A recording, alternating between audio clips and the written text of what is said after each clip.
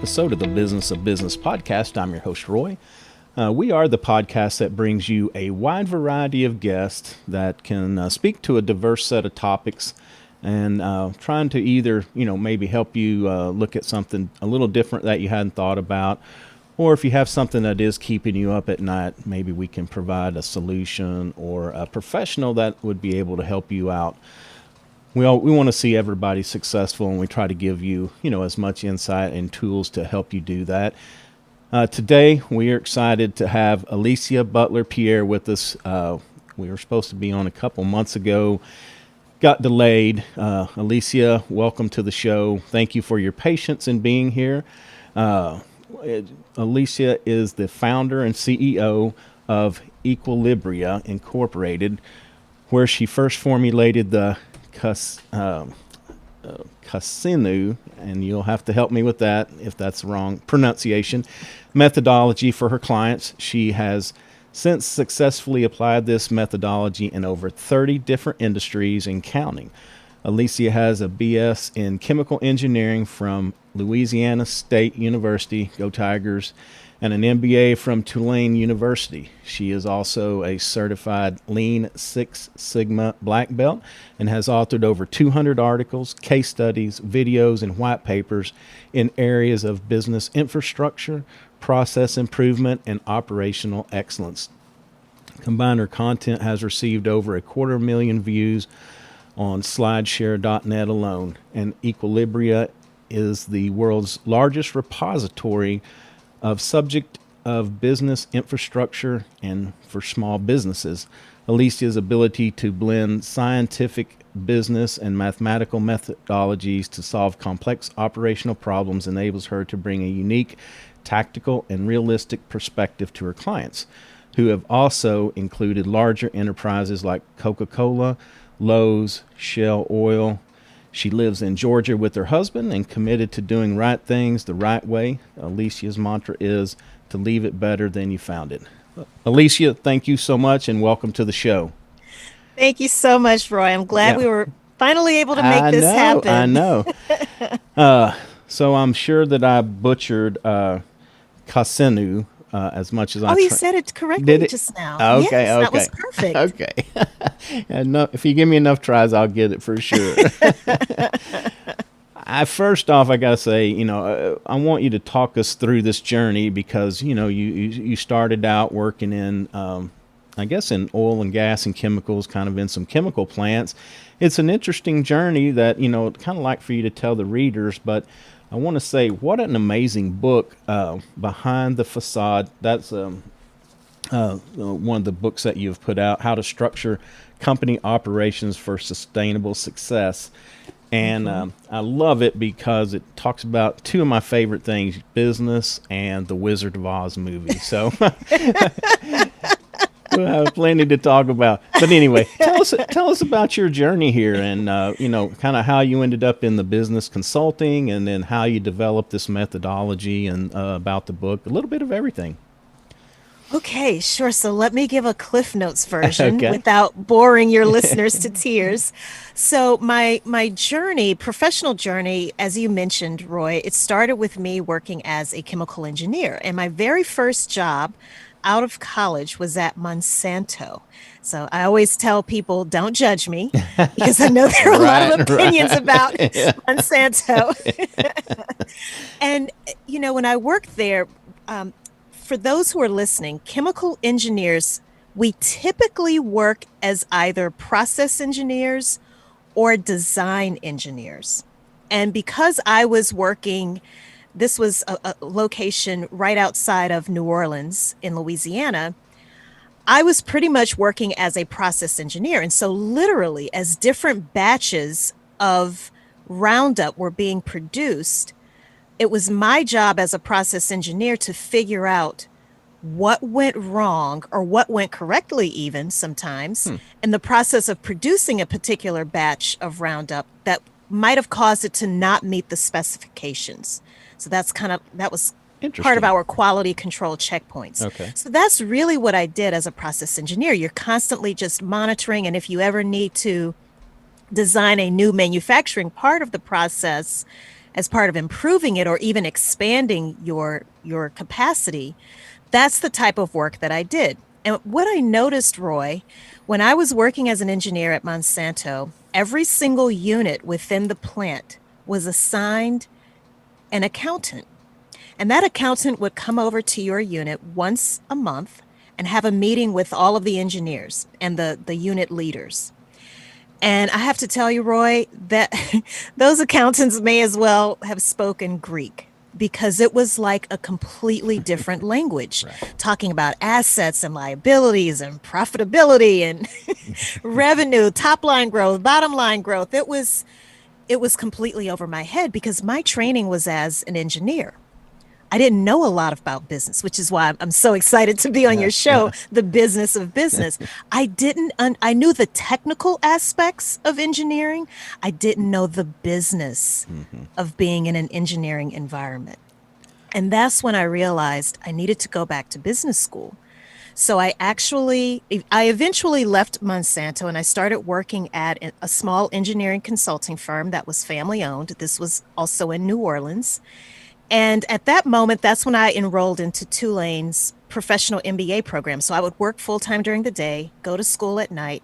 And I have to tell you, business school opened my eyes up to it was like exploring a whole new world. I did not look at anything the same again.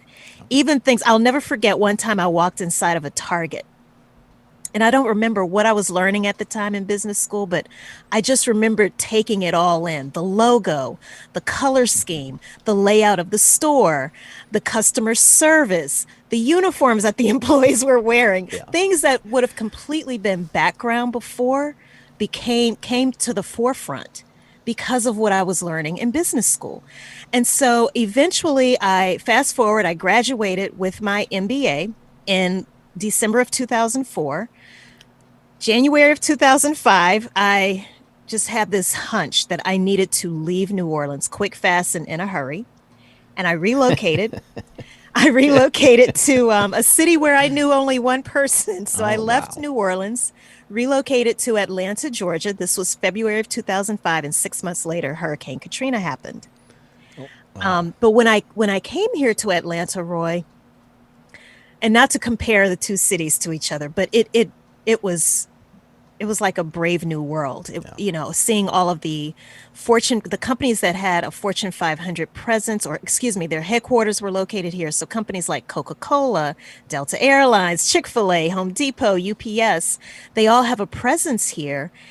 And I thought for sure I was going to get a job. Here I am with this engineering background, newly minted MBA. Who's not going to bang down my door to hire Right. me? Exactly. And that did not happen, my friend. Oh my gosh. Because there are a lot of really smart Yeah. people here. Yeah. And so I decided after about 2 months of what seemed to be endless job searching, I decided to redirect the time, effort, and energy that I was spending toward looking for a job, working for someone else, and redirecting that to creating my own opportunity. And that's when I started my company, Equilibria. So I don't know how much, if you want me to kind of go down the journey of how Equilibria started and how it evolved into what it is today. But Yeah. that's kind of the backstory of Okay. how I even came to start my consulting firm. Okay, no, that's great, and it's an interesting journey that I think of New Orleans as, it's an entertainment town, kind of an older Hmm. town, and then going to Atlanta, it to me Atlanta is just like a shiny penny. When you get there, there's just so much going on, and there's so many new buildings and everything going up. So I'm Right. sure that was quite a culture shock, not only not knowing anybody, that makes it even harder. So, I have to give you kudos for being self confident enough to do that. That's really amazing. Yeah, and it's funny you mentioned not knowing anyone and how that takes some bravery. Yeah. I It also was a huge plus, believe it or not, Roy, because I didn't have distractions. Yeah. Not that you think of your family and friends as distractions, but you know what I mean. Yes. Yes. When you're here and you're by yourself, you have to make it work. Right. And so everything was so new to me, learning my way around, navigating, meeting new people. So I didn't have these hangups. I didn't have people around me to say, what on earth are you doing? So in some ways, it was actually a really good thing. But of course, obviously, you get lonely and Yeah, right. you want to have your close family and friends around you for that support. Yeah.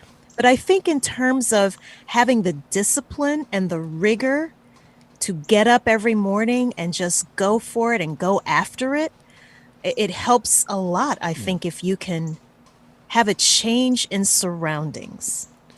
Yeah, certainly. And like you said, and I don't mean this negatively either, but the distractions of all the, hey, let's go do this, let's go do that. Because that's an easier choice. I'd much rather go have some fun than, sit down and try Exactly. to figure this out. So that can be a plus. The other thing I was going to tell you is, you've done this long enough now, but when you walk into the businesses and start evaluating, that is an affliction that you will never, ever get over because, I'll get caught doing that, looking around thinking, how's this company make money? Or, how does this work? What is their process? And, Terry, my partner, she'll be like, hey, where are you at? And I'm like, yeah, I'm trying to figure this place out right quick. So it never goes away.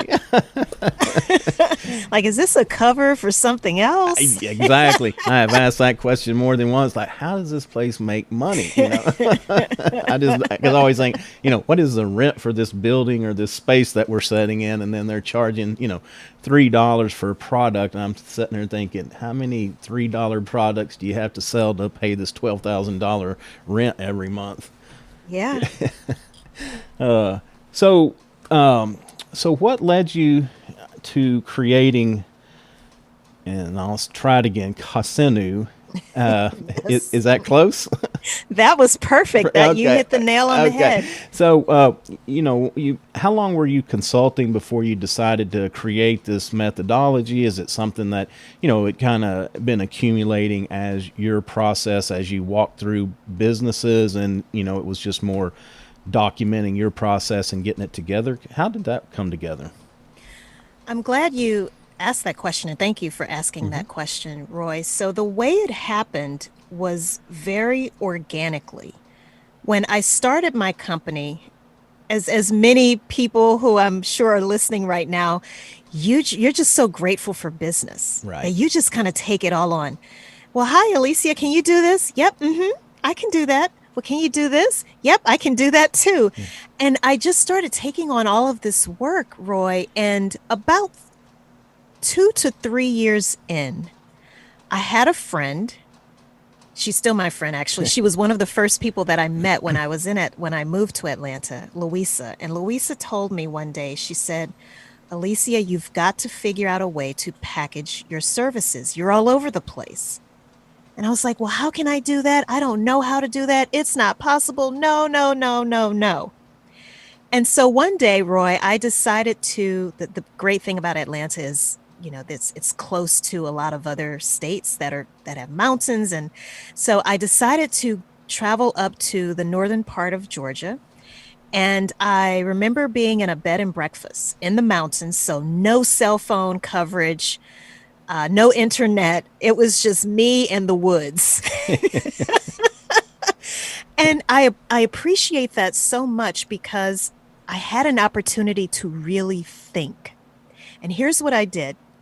I wrote down every single service that I had performed for a client up to that point. Again, this was about somewhere 2 to 3 years into the business. And I wrote each service on an individual index card. And I spread everything out. And as I started to look for similarities in some of the different things that I had done for these companies, 7 unique services emerged. And then I started to put those services in sequential order. And I said, you know what? This is a framework. And no matter how many times, without me even knowing it, I was doing certain things with certain clients over and over again, regardless of industry and regardless of sector. And it worked every single time. And I said, oh my goodness, this is the package. This is what Louisa was talking about. And so those 7 different services became what I now refer to as 7 elements of this Kasinu framework. So I knew I had the bones or the structure for a framework that was repeatable, that could be documented, that could easily be shared with other people, but I knew it needed a name.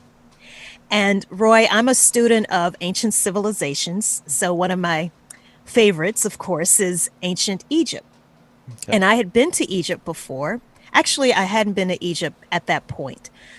But from my studies, I was in contact with a few Egyptologists, and I reached out to one and I said, I have this framework, and the idea of it is once you apply this framework to your company, it really, in essence, helps you to clone or replicate what makes your company so successful. So as you start growing and you want to open additional offices, or if you even want to offer your company up as a franchise, you can do that because you've figured out what your company's unique formula or secret sauce is, and you know how to replicate it over and over and over again.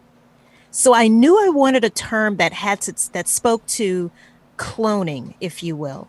And I also wanted to talk about cloning the spirit or the essence of what makes your business so special and so unique. And so I knew that the ancient Egyptian word for spirit is ka, K-A. I didn't know an ancient Egyptian word that would represent clone or cloning. And so I reached out to an Egyptologist that I know, Dr. Charles Finch, and he was the one who told me the word Senu, which is Sennu, and it means twin or similar, similitude. So basically the spirit of cloning. And I said, okay, I'm just going to put those 2 words together, and that's going to become the name of this framework. So Kasinu is how that name came about. Interesting. That's really cool that it comes taking the Egyptian terms. I really like that. I wasn't sure of the origin, but that's awesome. And it has a good meaning because we'll kind of like fast forward into the book that, that you spell this out. And what a great, I want to talk about that for just a minute because, like I said, I'm a huge fan of business and a huge fan of The Wizard of Oz. And one thing I had been told many years ago that the basis of The Wizard of Oz is actually financially rooted in a struggle back around the turn of the century, I think, between those that wanted to go with the gold standard versus those that wanted to go with the silver standard. The yellow brick road that led to nowhere. And I think originally Dorothy's shoes were silver. I think they had to make them red to give it a little punch for TV. But anyway, it's interesting because I had heard that many years but could not find any evidence. And at one time, I actually thought my professor was just kind of, shining us on a little bit, basically, that, hey, he told us some kind of made up story that he had thought about and was probably snickering when he told it. But, after I read your book, I went back and looked again. And sure enough, there's a lot of documented evidence out there now that was probably, where this did come from. So, but it's interesting, we talk about the man behind the curtain, the facade that we put on.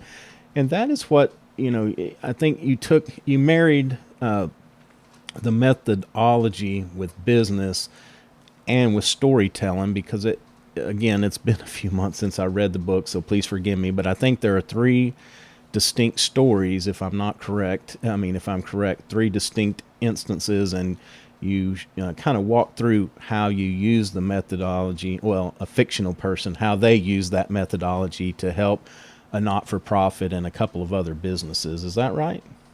Yes. So there's 6 unique stories. Okay.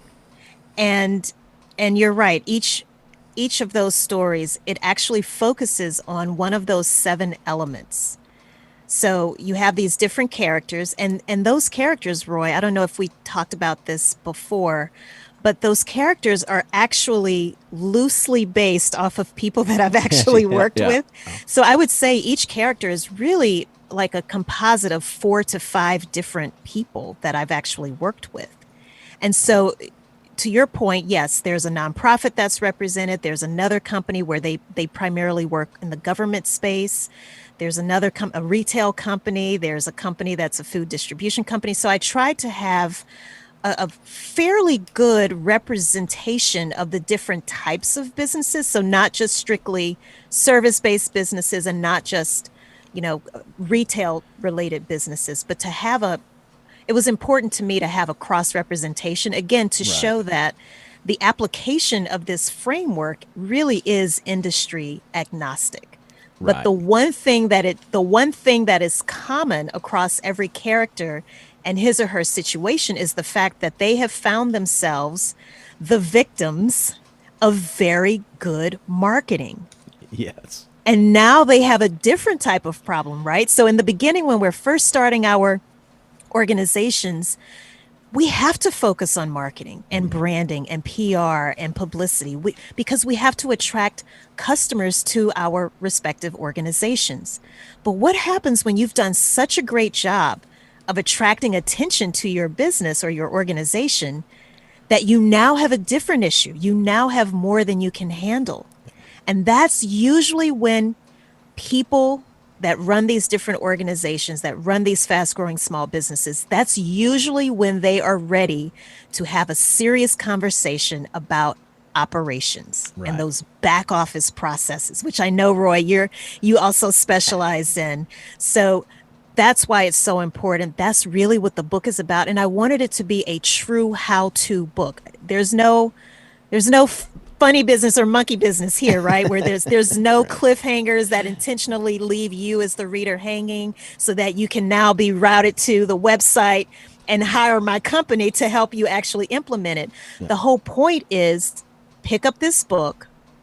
Don't read it from cover to cover because it can be very overwhelming, but scan the table of contents.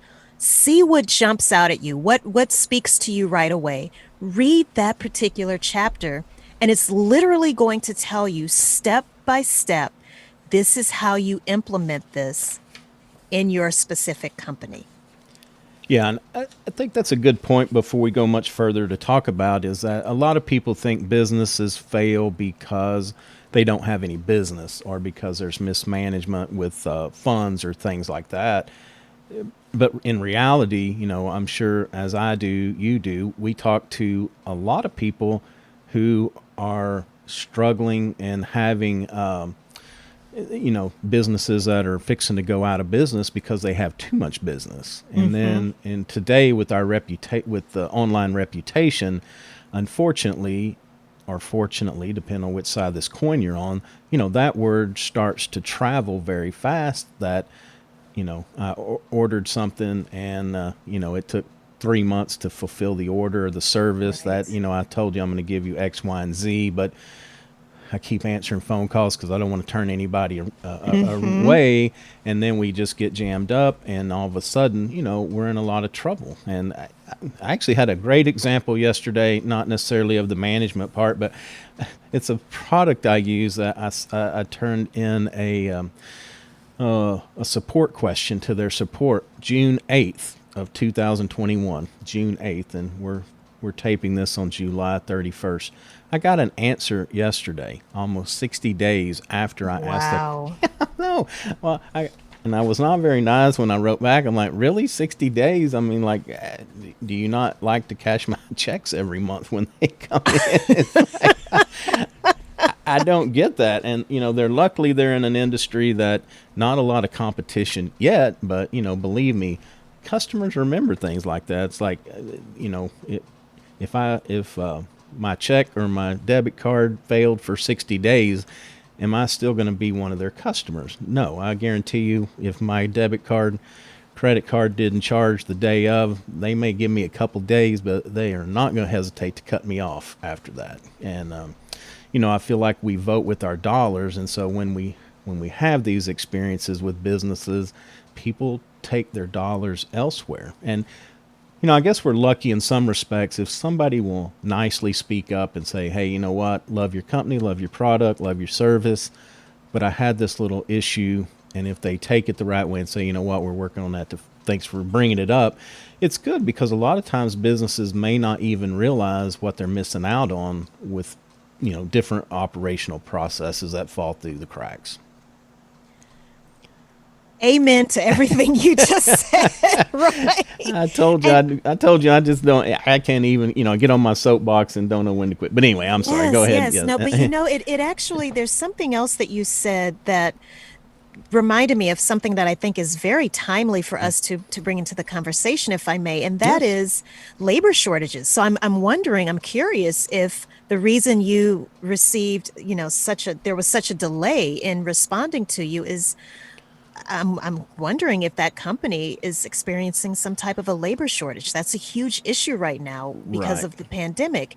And then we have all of these increases in prices because there are so many bottlenecks in the supply chains of so many different companies, Yeah.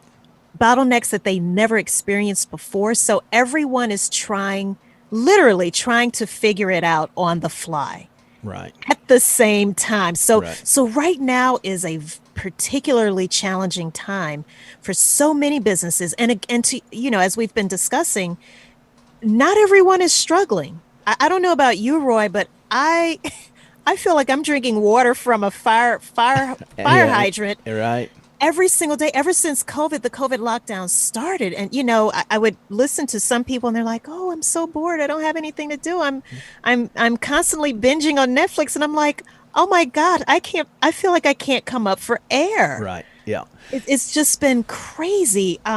So that's something that I think is worth mentioning also. But something else that I talk about quite a bit in the book, and it's the reason I named it Behind the Facade, is this idea that there seems to be this battle between marketing and operations.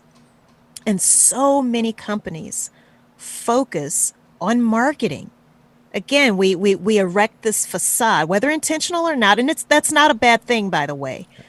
My argument is just make sure that you operate on the inside as good as you look on the outside. So Right. if you're presenting this mighty lion and that's what people see on the outside, and then very similar to the Wizard of Oz, when if a Toto happens to pull back the curtain and they see you're just a little kitty cat, then Right. that's an issue, because marketing is all about making a promise to your customer or your client. Right. Operations is how you actually deliver on that promise. Right. So if you make the promise but you can't deliver on it, that's a clear indication that you need that business infrastructure in place. You need to have a focus on operations to make sure that you can fulfill these customer orders, respond to your customers in a timely manner, and make sure that your product and service is consistently Yeah. delivered or produced. Yeah.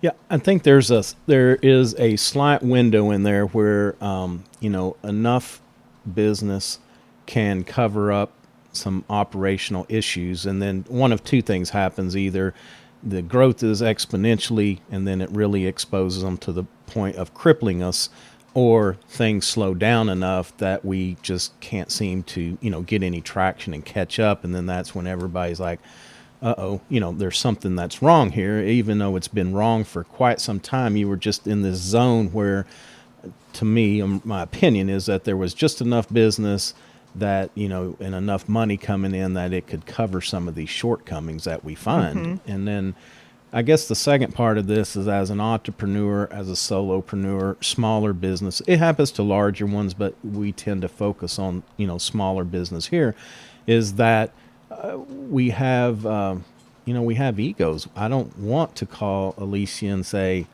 I'm struggling. And, Yeah. that's the first step we've got to take. And, we have to realize, I think a lot of businesses struggle. Doesn't, you can be very smart. You can have a good product, good service and all that, but it happens. And we have to be able to recognize that sooner rather than later. I completely agree with you, Roy. And if just to add to that, another challenge for us as small business owners is that if we are proactive and we do go out and seek support and help in the area of operations, we usually find one of two things. One, the information that's out there is reserved for manufacturing companies. Or two, the information that we come across is really targeted toward the large enterprise corporation type organizations. Right. So where do you go when you have this fast growing, small, emerging business that has the potential to become a Facebook, for example, Yeah. but you don't, finding those resources are so challenging. And I remind people of this all the time. It's no accident that Amazon has become the behemoth that it is. Jeff Bezos is an engineer. He understands operations and operational excellence and business infrastructure and having those processes. And even though people like that may not verbalize it, you better believe they definitely value it. And it Right. is ingrained in their culture and the way that they do things. That's what's helping to drive the innovation and the continuous improvement. And unfortunately, Roy, we do such a disservice to small businesses by not talking about these things because it's so easy to talk about social media and how to give a great presentation and how to have nice websites and Right. search engine optimization. And don't get me wrong, all of those things are incredibly important. But we also need to bring into the conversation the things you and I are talking about, the processes, the procedures, the quote unquote not so sexy stuff, Right. Right. but the things that will make sure that your company runs, it doesn't skip a beat. Yeah. Yeah, and a lot of times people create a plan or they write it down and flow chart it, but then it goes on the shelf and months, years go by, things change, and I can't also emphasize enough that these are living documents that need to be revisited because we had a supplier change or we added a product or whatever the cause may be. Maybe we added another person or new person comes in, and it's important because we always want to be revising our plans to be better. Find out where is that. And it struck me, to be honest, it struck me as odd that you started out with a product that is really fairly mature, but yet you are still watching over that process very carefully. And I would have never suspected that. I would have figured that they had that down, that unless there was just a total meltdown of a procedure, a piece of equipment that quit, or we ran out of liquid, that product would be consistent through time. Well, actually, that brings up an excellent point, Roy. I'm so glad you said that because that kind of ties into some things that we've seen unfold in the news lately. But you have to constantly test. You have to constantly monitor a process. So the only reason you'll know that, let's say, for example, when I was at Monsanto, the only reason you may know that a section of pipeline, for example, needs to be replaced is because you're constantly testing the end product. And if it does not meet those specifications, that's when you know, okay, wait a minute, something has changed, something's wrong. Yeah.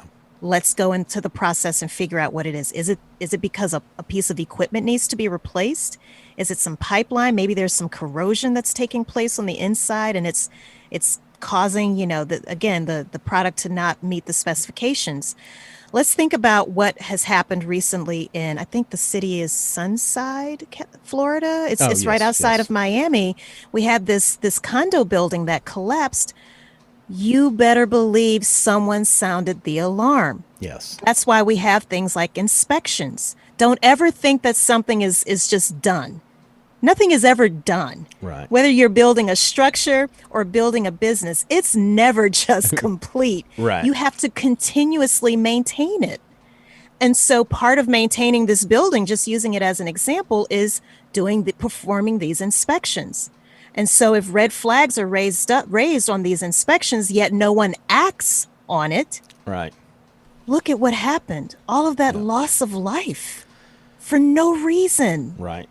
So, that's obviously a much more extreme thing that can happen, but it just goes to show the importance of having these checks and balances, having these quality control checkpoints, Hmm. but then acting on those things. When people Right. find that there are errors or defects or something's missing, something's wrong, something's not quite right, don't wait for your customers to have to be the people to tell you, Yes. wait a minute, this is wrong. Yes. Right. You want to be able to figure that out before it even gets to your customer, because once it gets to your customer, things can really get ugly, especially from a public relations Yeah. Right. perspective. No, and I think that as tragic as that is, it's an example because they continued their sales and marketing process. And because I think the red flags went off a year or two ago, when things were brought to light. But through this time, they continued their sales and marketing process to try to, Mm, bring in new people. So, it kind of gets back to what you were saying earlier that, we all want to focus on that marketing and sales, but then are we listening to our employees that are trying to say, hey, there's something going wrong internally? mm-hmm. And sometimes maybe what goes unsaid, like employees leaving, because I do a lot Yes. of retention work as well. And that's what, we notice is that, hey, you know what? I've been telling these people for 6 months about this or about that. Nobody's listening. So I'm getting out. Sometimes it's because they're just tired of the frustration, but sometimes it because it could be harmful to other people. Yes. Yes, and it's again, it's really unfortunate, and you just have to be so careful about the culture that you're creating Right. in Right. your company. Do you have a culture? Have you created this culture of fear where people are literally fearful? That if they find that something has gone awry or amiss, do they do they feel comfortable bringing forward that information? There's, oh my gosh, there's so many examples, Yeah. Right. recent examples that we can look to with this type of thing. Another one that always comes to mind is Theranos with Elizabeth Holmes. And for those who are listening who may not be aware of this, this was a young lady who purported to create a device that could test with just the prick of a finger, could run up to 250 blood tests. And of course, the technology did not work, but she put up this elaborate facade. She was Yeah. on the cover of Forbes, named Time Person of the Year. She spoke at the main TED event. She had all of this coverage, all of this press. On paper, she looked great. The company was revolutionary. Hmm. Her board was like a who's who Right. of people. And all of this money that she attracted, all of this fame, all of this fortune, the company at one point was actually worth 10 billion, and that is with a B, Wow. dollars, and it was all built on a lie. The technology never worked. But here's the thing, Roy. There were people who tried to say something. Hey, Elizabeth, this doesn't actually work. Right. And they were threatened. They were threatened with lawsuits. They were some employees actually reported being followed. Wow. They wanted to make sure that you did not say anything outside of company walls. And eventually the company was exposed. It's now defunct. But my point is, we can spend so much time again erecting that facade and looking great on the outside. We look like the shiny golden apple. Right. But once that apple is sliced open, is it rotten to the core? Right. Does your technology actually work? Just yesterday, I'm sorry, I keep coming up with these No, no, examples, but no, you're fine. just yesterday, there was I'm sure you heard this story about this billionaire who purported to have created a completely electric 18-wheeler size truck. No, I haven't heard that story yet. Okay, Yeah. and so there was a video that he produced showing this truck driving along a highway. It turns out they actually intentionally chose an area where they could place this truck at the top of a hill, and it literally Just, just oh my gosh. it literally, Yeah. so it wasn't There was no pressing of a gas pedal, okay, Yeah. inside of, or a pedal, excuse me, not gas pedal, a pedal inside of the truck. It literally was rolling down a hill Oh my thanks gosh. to gravity. Yeah. And so he's been caught. This is like breaking news, literally hot off the press. This story just broke a few days ago. But again, it just goes to show this is a man who has now defrauded investors out of several hundreds of thousands of dollars. And all because I think we people like that, they have these great ideas. Once they realize that their idea actually can't work, they just keep the charade going Yeah.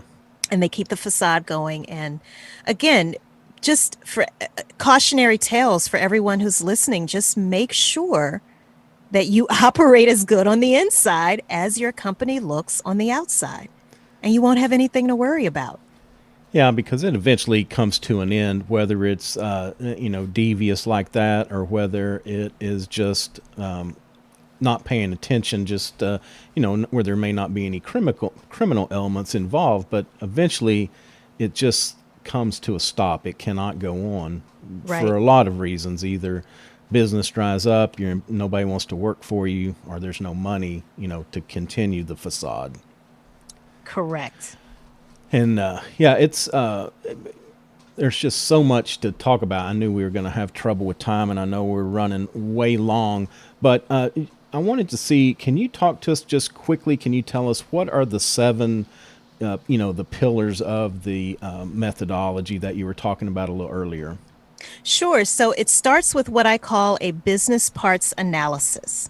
And that's where you are actually identifying all of the tasks and activities that have to be performed in your company. You group them into departments, and then from there you assign ideally the role or the position or the title of that role or position that should ideally perform those activities. So that's step one or element one. Element two is then taking that information and putting it into an organizational chart. Now, in this instance, for the sake of the methodology, I refer to it as your business design blueprint.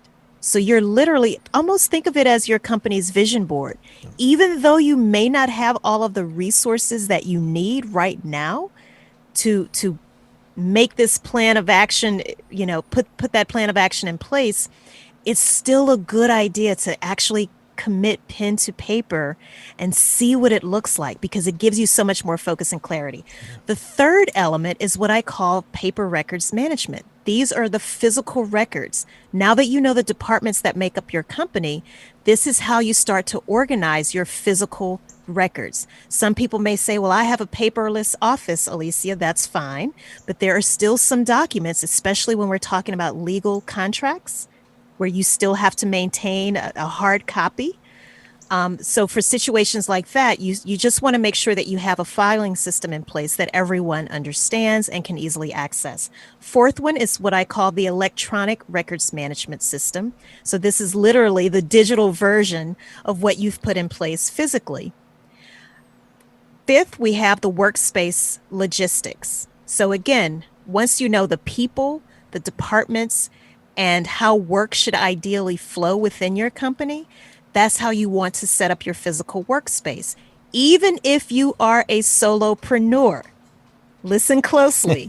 You should still set up your workspace so that you have different zones. One corner, you might say, you know what, this is where I keep all of my HR related information. In another corner, this is where I keep all of my accounting, legal, and IT related information. In this corner over here, that's where all of my sales and marketing stuff is. And then finally, in the other corner, this is where all of the operational and day to day things that need to take place in the company, that's what this zone represents. But just start getting in the habit now, because as you start to expand from out of your home office and into a brick and mortar space, you're just going to take that idea and just scale it. The sixth one is what I call a service delivery blueprint. So what does that process look like at a high level from the moment a customer places an order or says, yes, I want this particular service? What does that look like? From the moment that customer or that potential lead, if we're talking about a service-based business, from the moment you first have an interaction with that person or that other business to the moment that product or service is delivered. What are all of the steps? What is the technology that's involved? Who are the people that need to be involved? And what are the metrics? That's what's going to help you figure out where potential bottlenecks may exist in that your effort to deliver products and services on time. And then finally, the big kahuna is the business process manual. That is the final element. That is literally you identifying all of the processes that need to be captured in your company and then actually documenting those. And quick caveat, don't think that every procedure or process, has to be documented in that standard old school way of, a standard operating procedure. Step one, do this. Step two, do that. You can use video. You can have checklists. You can have little short job aids. You can get really creative. Whatever it takes for people to understand how to perform a particular job or task at your company. Yeah. That is the primary goal in documenting your processes. And they are living, breathing documents. Don't just put it on a shelf to collect dust, as Roy and I have talked about. Right. Yeah. Don't insult me when I come back over there to see you and there's dust all over it like you haven't looked at that thing. And I want to mention, Roy, really quickly, is this amazing tool that my team and I started using as of about 6 or 7 months ago. It's called Notion. Okay. Notion.so. Please, everyone, look into it. It's very inexpensive. It's only, I believe, like $4 per user each month. But here's what Notion does. It's part wiki, part database, part knowledge base, and part project management tool. It has replaced so many other tools that we were using, and it's literally brought all of that information into one place. It's very visual, and so now that's where we have all of our processes. Okay. And again, those processes take different forms. Some of them, one of our processes is literally a calendar. And just based on that calendar, different people know what they need to be working on. Some processes are videos. Some processes are just checklists. And then, of course, we have the, those that are the standard, standard operating procedure format. Yeah. So I just wanted to make sure I left that little nugget with your listeners. That's a great point to make. Number one, I'll check this Notion out. But back to the other is that, we need to make this interesting and in depth instead of the written. I'm very visual, so I would rather see you do this on screen than have it written down. And so we've got products like Loom.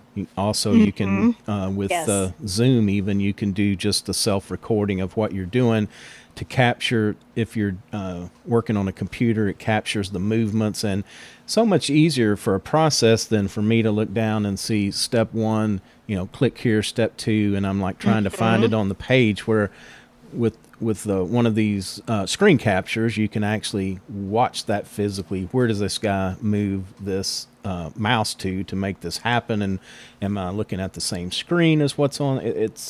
There's so many great ways that we can, enhance these processes and procedures that we're putting out, and then also to make them searchable.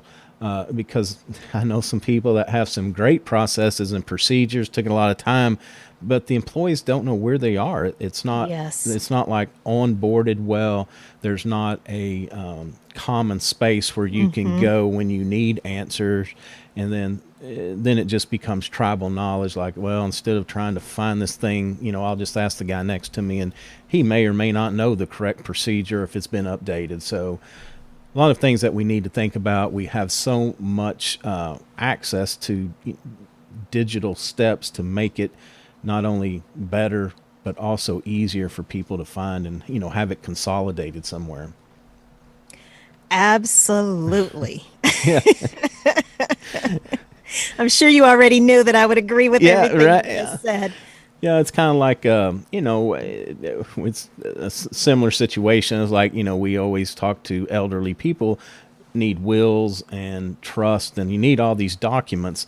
And what we always say is that if nobody knows where to find them, it's just like not having them. So you've got to make things where people can actually reach So out and true. use that to better themselves. And a couple things again, I'm going to say, I know we're running late. I'll try to make this quick, but two, that's what I like about the book, because it actually gives you examples, and the couple that stick out are the one with the not-for-profit person that, if I'm recounting correctly, she's probably fixing to lose her job. It was something that she started. It was her baby, but once you take the step to put a board of directors, then all of a sudden, it's really not yours anymore. The board has decisions to make, has the power to make decisions over who's running. And she was fixing to lose her job, but they sat down and figured out like all of the stuff that this young lady was doing. It was just crazy. I think they either used like a post-it notes or the 3x5 cards to write down, what this process is and what she did. And then they were able to basically group all of those into, different positions. They didn't actually have to end up hiring anybody, but they were able to redistribute some of these roles to give her time to be more creative at the vision and the mission of the not-for-profit itself. Is that pretty close?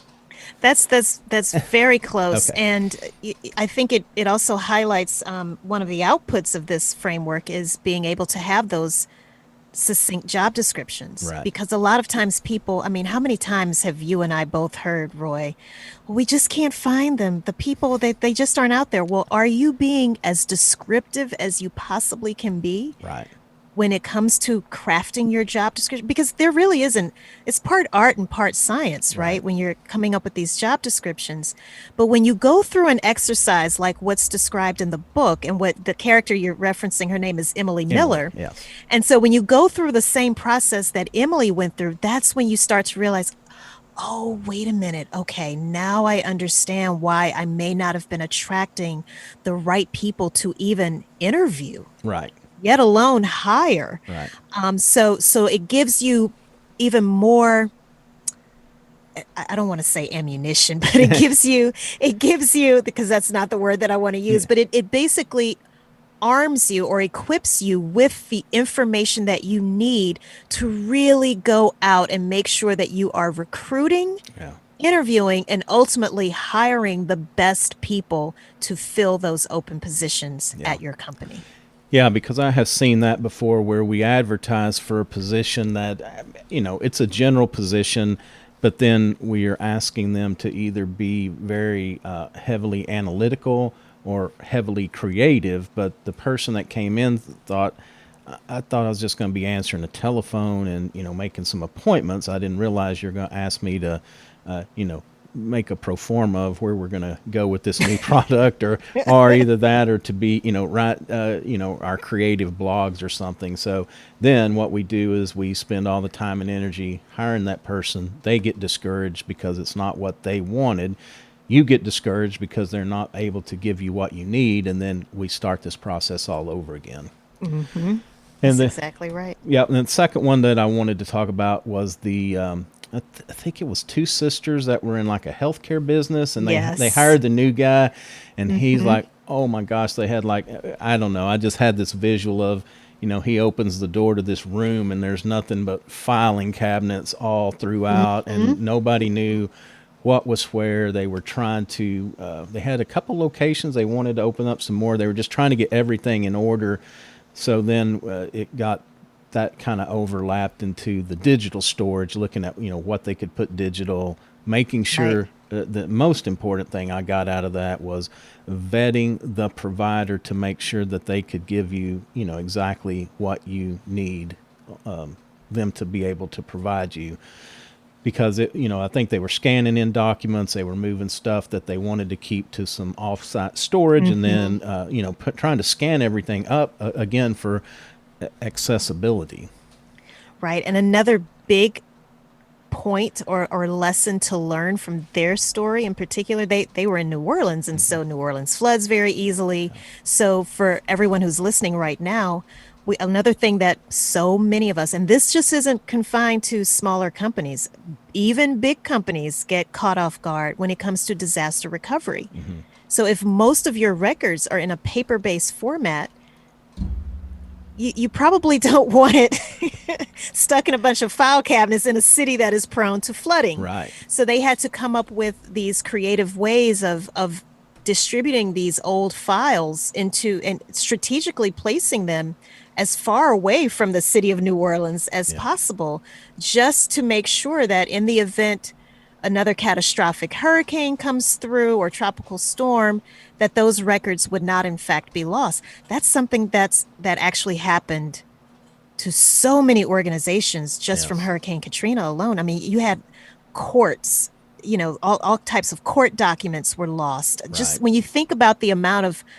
things that are still held in a paper format, I know a lot of us like to think that everyone has gone digital, but there are still so many organizations that are very old school. Right. A lot of old information has not been digitized yet. And so all it takes is a bad snowstorm, tornado, you name it, any type of natural disaster, Yeah. something unforeseen, unexpected to happen. And now all of a sudden, all of that information is compromised. Yeah, and it's just even like we had that bad winter storm here back in February, and people wouldn't Oh, have never thought yes. that there would be water pipes breaking so rampantly and shooting water, like you said earlier, like a fire hydrant through the house. And so, our small business where all of these paper files were just ruined. And, for some things they can be recreated, but I think in some instances, especially like the story in the book, they had to produce these records to, I think it was to, like state agencies for billing and things. So they needed That's access to right. them frequently. It's not like that they had time and they would have been totally out of compliance and, would have lost probably all of their income had that happened to them. So something to think about for sure. Mm-hmm.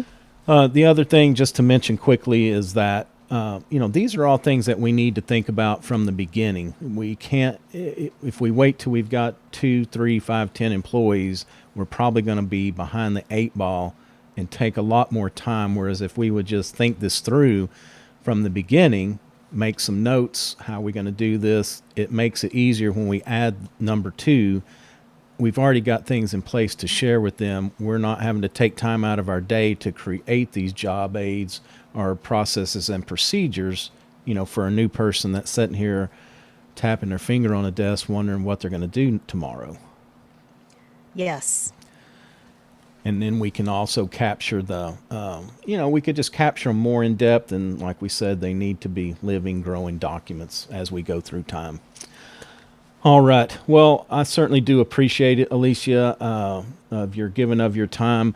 I know that you mentioned this, the Notion, but one of my wrap-up questions is always, what is a habit or a tool? What is something that you use in your daily life that really adds a lot of value?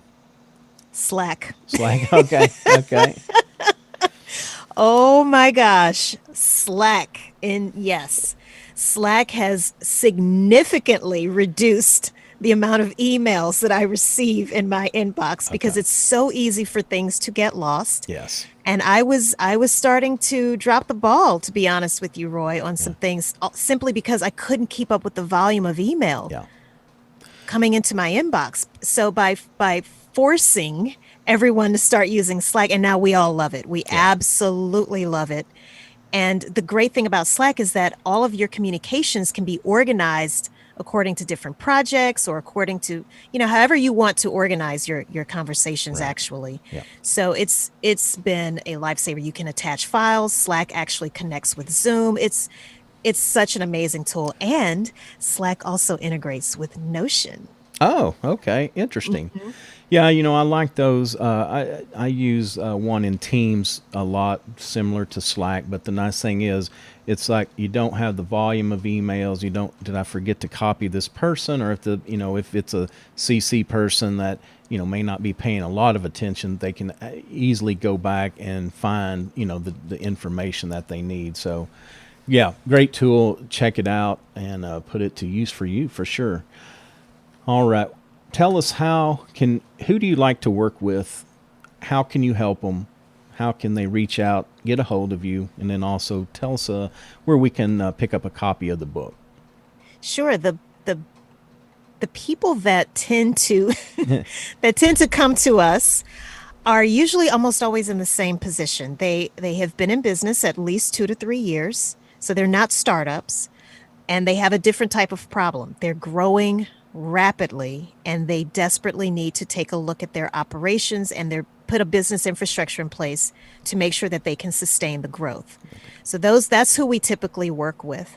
The best place to find out about me and the company and the book, I recommend that people just go to my personal website, which is aliciabutlerpierre.com. And my first name is spelled Alicia Butler Pierre, and Pierre is spelled Pierre.com. So go there. And Roy, that site really serves as a hub for everything that I have going on. So they can find out more about the book, which is also on Amazon, by the way. They can also find out about I have a podcast as well, a weekly podcast called Business Infrastructure. Okay. And they can also find out more about my consulting company, Equilibria, and it can link them to all of those different sites. But rather than reciting a bunch of different websites, right, I always like to send people to that one hub first. And then, if you want to connect on social media, links to all of my social media profiles are there as well. Okay, great. Yeah, we'll include that in the show notes as well as the book and the company site, just to help people find you a lot easier. Again, sounds great. I cannot say thank you enough. Love the book. It was such a good, easy read. I mean, I could not put it down once I got started.